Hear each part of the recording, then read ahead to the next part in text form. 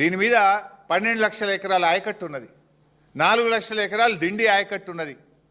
అంటే ఈ 45తోని నల్గొండకు అన్యాయం చేస్తావా, మహబూబ్ నగర్కి అన్యాయం చేస్తావా, రంగారెడ్డికి అన్యాయం చేస్తావా? రంగారెడ్డిలో 5 లక్షల ఎకరాలు ఉంది, 7 లక్షలు పాలమూరులో ఉంది, 4 లక్షలు నల్గొండలో ఉన్నది. త్రాగునీటి అవసరాలు ఉన్నాయి. ఈ 45 చాలని ఎట్లా రాస్తే ఉత్తరము? Why are you compromising? ఎవరి డైరెక్షన్? చంద్రబాబు గారి డైరెక్షనా? ఎవరి డైరెక్షన్తో నీటి కేటాయింపులు తగ్గించారు? గతంలో కూడా కృష్ణా నది మీద ఉన్న ప్రాజెక్టులు ఆంధ్రాకు అప్పచెప్తే ఆనాడు కేసీఆర్ గారు గర్జించి నల్లగొండ సభ పెడితేనే కదా తోక ముడిచి మళ్ళీ అసెంబ్లీలో తీర్మానం చేసిండ్రు. లేలే పొరపాటైంది మేము అప్పచెప్పం అని అసెంబ్లీలో తీర్మానం ఎప్పుడు చేసిండ్రు? కేసీఆర్ గారు బయటకు వచ్చి రాష్ట్రానికి అన్యాయం జరుగుతుంది, 10 ఏళ్లలో మేము ప్రాజెక్టులు అప్పచెప్పలేదు, మీరు వచ్చి 10 రోజులు కాలే ఎట్లా అప్పచెప్తారు అని కేసీఆర్ గారు బయలుదేరితే పోరాడితే ఆ రోజు మళ్ళీ మీరు తోక ముడిచిండ్రు. ఇవాళ కూడా కేసీఆర్ గారు ఎందుకు వచ్చిండ్రు? అరే మేము ఆలోచించింది 170, ముందైతే 90 తీసుకొని కడదామని మేము ప్లాన్ చేస్తే నువ్వు 45కి ఎట్లా తగ్గిస్తావని పాలమూరుకో నల్లగొండకో రంగారెడ్డికి అన్యాయం జరిగితే ఈరోజు కేసీఆర్ గారు నీ ప్రభుత్వాన్ని అడిగారు. దాన్ని సమాధానం చెప్పండి, సవరించుకోండి. కానీ ఈ చిల్లర వాగుడు ఎందుకండి? ఇది కాదా నువ్వు రాసిన ఉత్తరం? నీ లెటర్ ప్యాడ్ మీద నీ స్వదస్తూరితో నువ్వు రాసింది కదా ఇది. ఇంకా షేమ్లెస్ ఇంకా మాట్లాడుతున్నారు.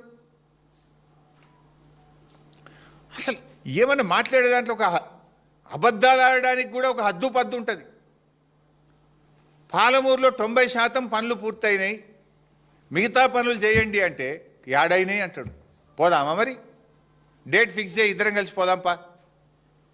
రే 35,000 కోట్ల రూపాయలతో మేము ప్రాజెక్టు రూపకల్పన చేస్తే 27,500 కోట్ల రూపాయల పనులు బీఆర్ఎస్ హయాంలో జరిగాయి.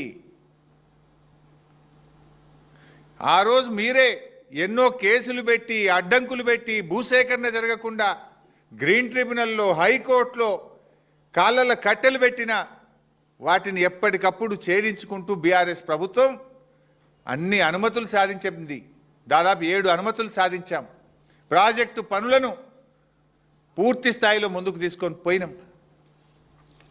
పోవడమే కాదు, ఆనాడు 16 సెప్టెంబర్ 2023న కేసీఆర్ గారు మోటరే ఆన్ చేసింది కదా. నార్లాపూర్ పంప్ హౌస్ దగ్గర 145 మెగావాట్ల పంపును ఆన్ చేసి కృష్ణమ్మ నీళ్లు పాలమూరు గడ్డ మీద బిరబిర బారిచ్చింది కేసీఆర్ కాదా? సబ్స్టేషన్ కడితే మీ పంప్ హౌస్ అయిపోయి మోటార్ వస్తే నీళ్ళే బయటకు వచ్చాయి. నువ్వు పనులు కాలేదంటావు. నువ్వు బుడ్డ 2 కిలోమీటర్ల కాలువ 2 కిలోమీటర్ల కాలువ 2 ఏళ్లలో నువ్వు దవ్వలే. జస్ట్ ప్యాకేజ్ 3లో 2 కిలోమీటర్ల కాలువ దవ్వుతే ఏదుల వట్టెము కర్వెన ఇవన్నీ రిజర్వాయర్లు నింపుకునే అవకాశం ఉండే. ఎందుకంటే అన్ని పంప్ హౌజులు పూర్తయినాయి. 2 TMCకి ట్విన్ టనల్ పూర్తయింది, రిజర్వాయర్ పూర్తయింది. మొదటి పంప్ హౌజ్ ఆన్ చేసి మొదటి రిజర్వాయర్ నార్లాపూర్లో నీళ్లు పోయించాం.